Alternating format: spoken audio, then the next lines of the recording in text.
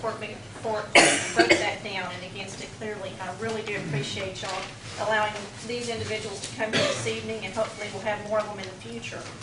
I got online and looked up some articles about the state historical commission, and anyone can do such.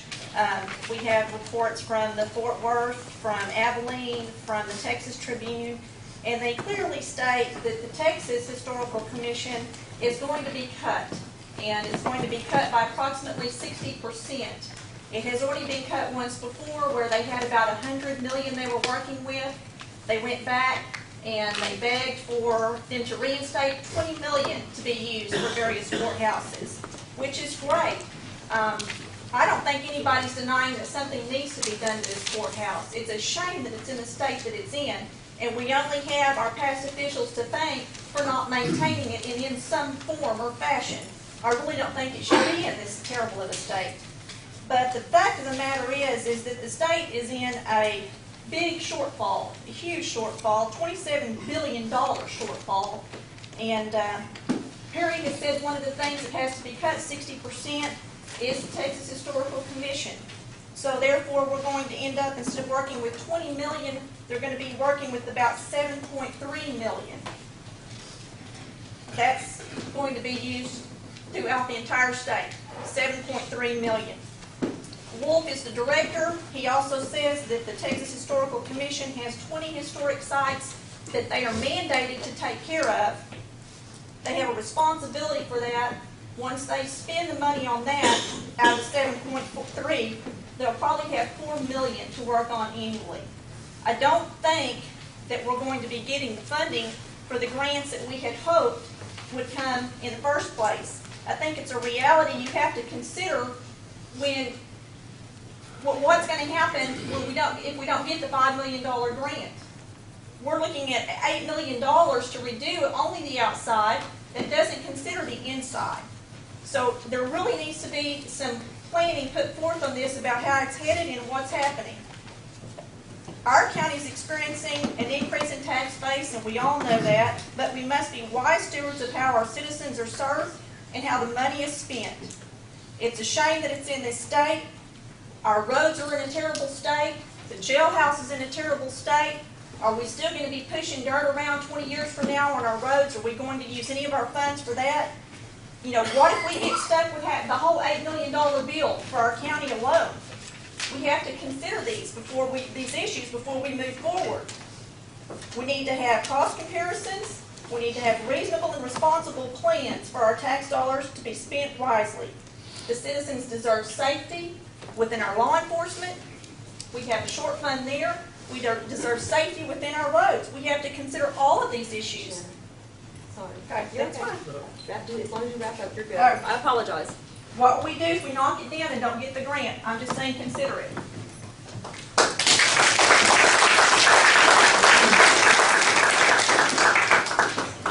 Mr. Deeds, Bob Deeds.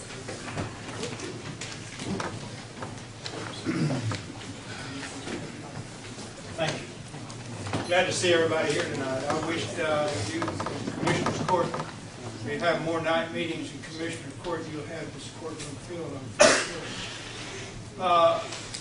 The courthouse is quite a building for Karnes County. I, as a youngster, spent lots of hours up here. I just lived right across the street up here. I played up here quite often, a lot. And it does mean a lot to have this courthouse repaired.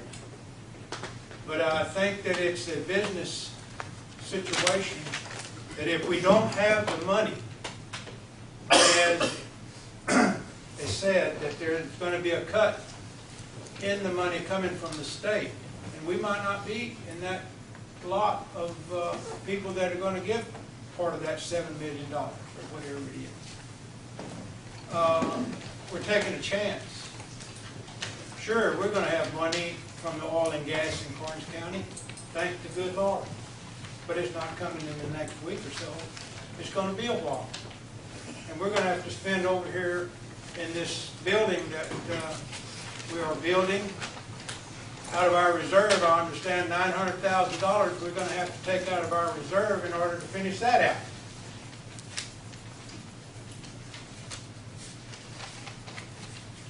We need the courthouse, no doubt about it. But I think the wing can be used. I don't think that's the newest part of the courthouse is the wing.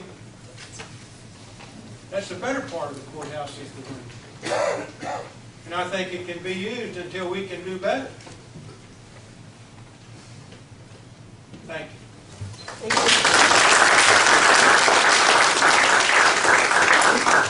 David Rapstein?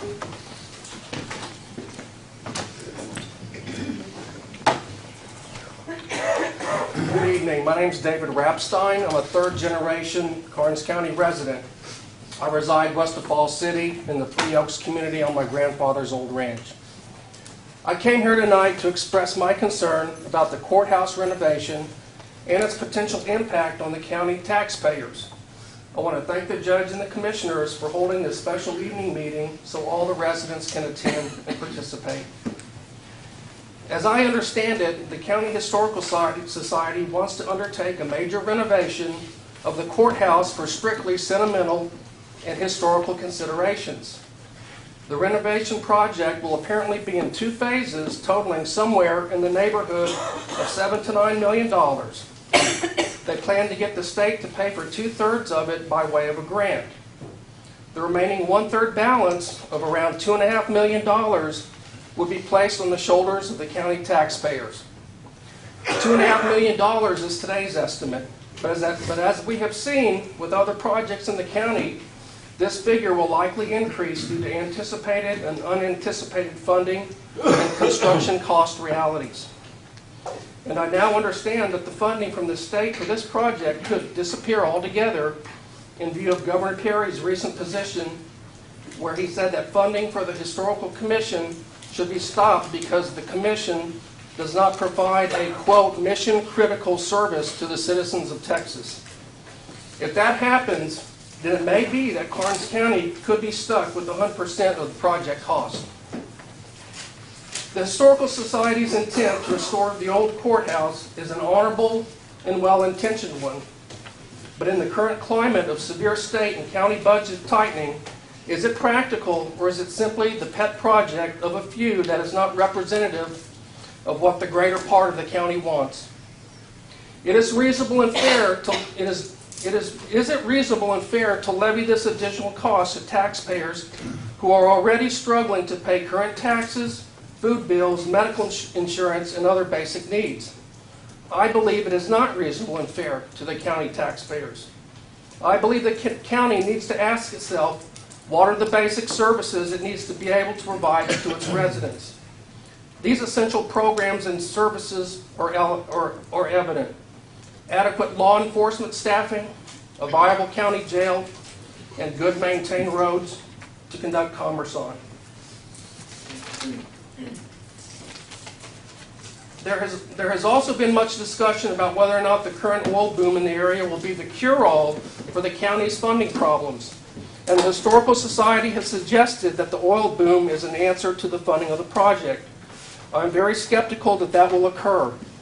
The oil boom may be helping some, but I can tell you that the oil boom has not and will not help me, and probably likely the majority of other residents. I do know that due to all the oil construction traffic in my community, it has left our already bad roads in shambles, and they are getting worse every day. Sorry. That's okay. Anyway, I just want to thank you for your time and consideration. Thank you, sir.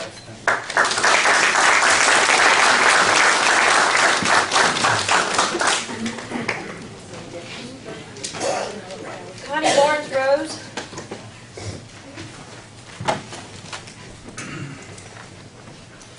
You better time me because I talk a lot. If anybody's actually keeping track, we're letting you go until about 3:15 to finish up your thoughts. Okay. Well, I'm a 5th-generation Texan. My family has been in Karnes County for 5 generations. And a lot of the people here know me. Again, I'm like with Sean. What Sean says is about raising funds. I'd be more than happy to help do that. And we've done that for different events. However, my thing is this. When I first heard about this, I started getting a little confused. And I thought, well, why is there such a big problem right now? Now, my degree is management and marketing. So my first thought is always a marketing aspect. And I think, well, You know, when you hear from state officials, and I have actually spoken with state officials and heard that Karnes County is one of the hardest counties to work with, that they have more problems in Karnes County, that people don't really like having to come and deal with Karnes County, that businesses don't want to come here because we don't have the infrastructure, we don't have a lot of things that we need. It really hurts me, because this is my county. And this courthouse is the heart and soul of our county. It has been here. It is what makes Karnes County the county seat. That's it. It's Karnes City. That's this. If we let it fall down, what good are we doing? We've got a gift, and like they said, it's a gift. It's $617,000 to help us with this. Yes, it's not going to pay for everything that we need. We absolutely know that. But everything in life is built on a firm foundation. If you don't have a firm foundation, you're going to be shaky, you're going to fall, and you're going to collapse. Same thing with our building. If this will help us put this courthouse on a firm foundation, then I'm all for it. Now, what I did was I contacted the Texas Historical Commission. I said, I want to know. I need somebody to tell me, because I'm not going to go up there and make an idiot out of myself. You know, if I had to learn about mice and rats for my job, I can learn about, you know, the Historical Commission. Trust me. So I called and I said, please put me in connection with somebody who can tell me what's going on. And I spoke with a lady named Sharon Fleming. Okay, and we had a very long talk. And what we talked about was the grant.